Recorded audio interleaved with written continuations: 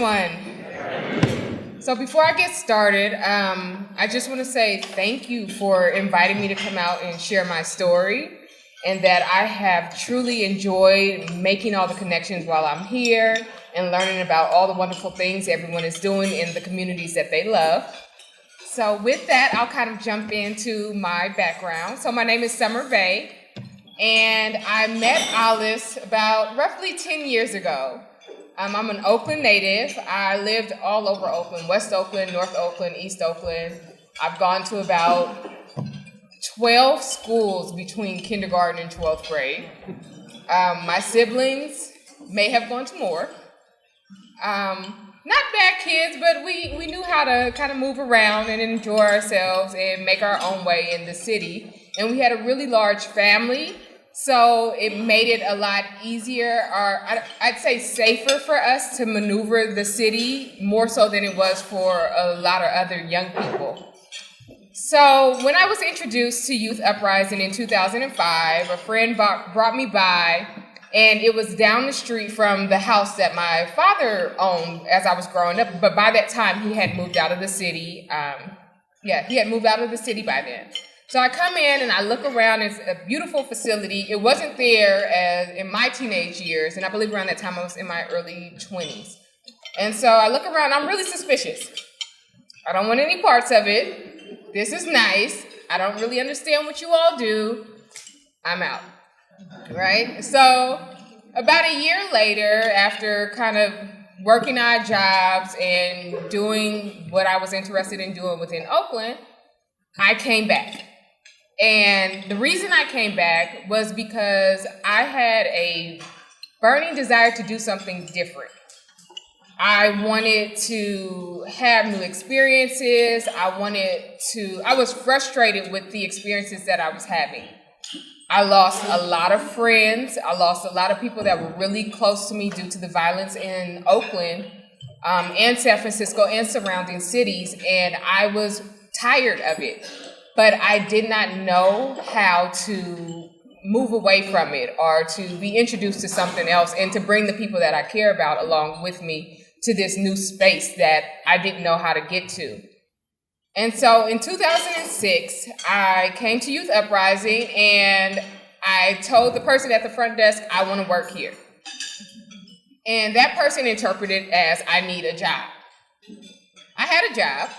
I knew how to make money. I knew how to make connections to just make things happen the way that I needed them to happen. So I didn't necessarily need a job. I wanted to work at Youth UpRising. So they introduced me to a case manager, and she read down the list of jobs that were available. And I said, okay, that's nice, but I'm not interested in those. I want to work here. And she goes, okay. And so as I'm coming back out, I see a young man that I went to high school with, and he was working there. And so I told him, again, I want to work here. At that point, I wasn't taking no for an answer. And he said, okay. And he took my resume, and within a few days, I had an interview, and that kicked off a humongous change in my life.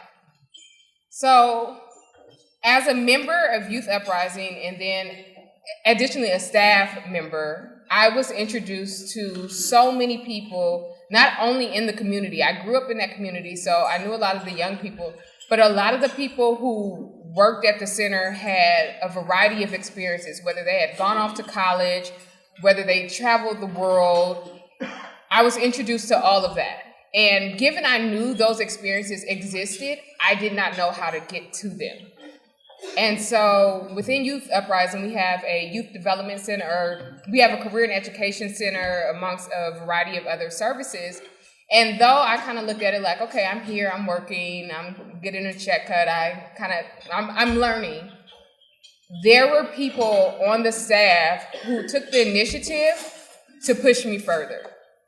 Okay, you're at the front desk, you're answering calls, you're greeting people, you're making people feel comfortable. What else are you going to do? I hadn't thought of that. I just knew I wanted to work here. That seemed like that was helping, but I needed to do more.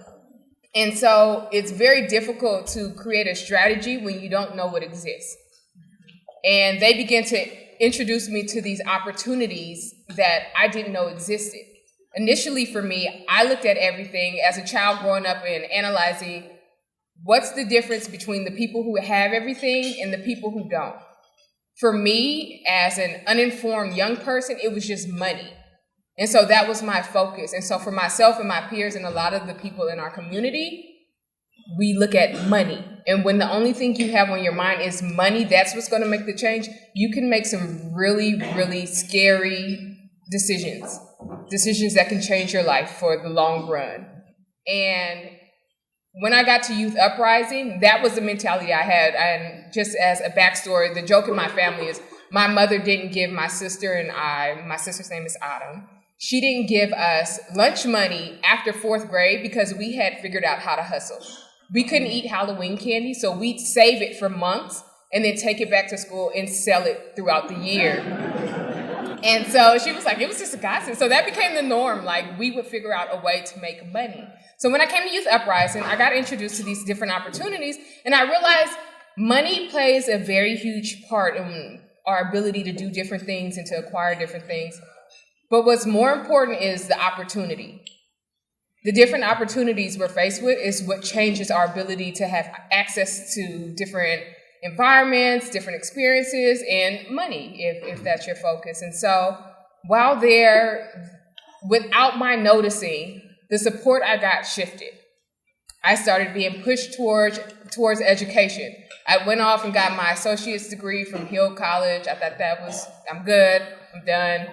And then I was told, no, make up your general education classes, go to the community college. So my schedule was changed so that I could go ahead and take those courses.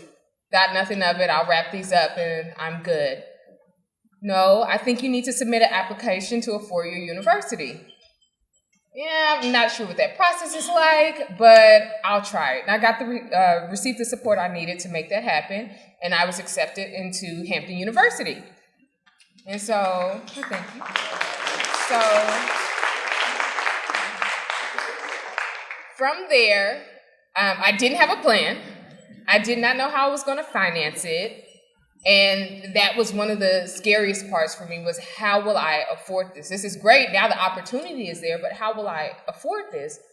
And luckily, I had the Youth UpRising family, as I like to call them, to support me and help me figure out that process with financial aid, with grants, with care packages, with just everything that I needed to make it seem more realistic for me and more attainable. So I would shift off to Hampton. My mother came, saw me off, and I was there for 2 years. I just had to finish my last 2 years before receiving my bachelor's in business management. But while there, I was, because of, I want to say, what Oakland instilled in me and that mentality of just get out there and get it, I harassed my professors until I found more opportunities. And so one of the chair of the School of Business, she sent me to Singapore to study abroad. And when she first presented the opportunity, I was working in the dean's office where I just volunteered because I felt like that was a good place to be to connect with my professors. And she calls me and she goes, "Hey, Summer, you still want to study abroad?" Because I had harassed her and told her about it. And I go, "Yes. How does Singapore sound?" "Awesome." And so I stopped her. "I don't have any money." And she goes, "I didn't ask you that." Awesome. As soon as I got done with that, I called my mom and I called Alice. "Alice, this is what's going on and such and such and such." And that has become the reoccurring theme with my relationship with Alice and the overall Youth UpRising Center, is that they have introduced me to the opportunities I didn't know existed. And as they built my confidence, they built my understanding, they provided the resources that I needed. And as I moved forward, they kind of let me go, but they were always there where I can call them and say, "This is what's going on." "Okay, awesome. Now let's get grounded and let's figure out a plan, because someone here has been through this or been through something similar and we can help you." So that happened as I received the offer from Deloitte Consulting. And so I'm ecstatic. I call my mom, call Alice. "Alice, let me tell you such and such and such." And she's like, "Oh, I'm so proud of you. Okay, so what's going on with everything else? What are the other options? Such and such and such." And just kind of brought it back down to a level where I could think clearly and make great decisions for myself and my family. So fast forwarding, I'm at Deloitte now. I've transferred back to the Bay Area, and since then I've gotten married and just kind of enjoying life. I have 4 siblings under me, and the hardest thing in leaving the Bay Area to go to Virginia and then to DC and to Singapore, even for that matter, was leaving them behind, to the point where I almost got strong-armed by everyone in the center who encouraged me to get out there and do what was best for me, because in doing what was best for me, I could do the best for them. And so now I'm back home, and the whole purpose of leaving in the first place was to identify ways in which I could serve my community better. And in coming back, I'm excited to work with my siblings, work with my family, and now connect back with Alice to see how we can create ways to intersect the work that Youth UpRising does with the work that I currently do. And so I'm hoping that's something that will continue to grow, not just within our relationship, but within the relationship of other Youth UpRising members and just other people who are affiliated with organizations doing similar work, is that we continue to build those young people up, regardless of what stage they are in life, and also instill in them that it benefits them to come back. You don't have to cut anything short. You don't have to, you can experience life and enjoy it, but it benefits you as well to come back and to give back and to show someone, hey, I did X, Y, and Z, and I know it seems like I really shouldn't be here, but I am. And so with that, I really want to thank Youth UpRising, specifically Alice and the entire YU staff, for believing in me when I didn't, kind of forcing me to get back up when I fell or did something extremely wild and crazy, which was kind of my personality in the beginning.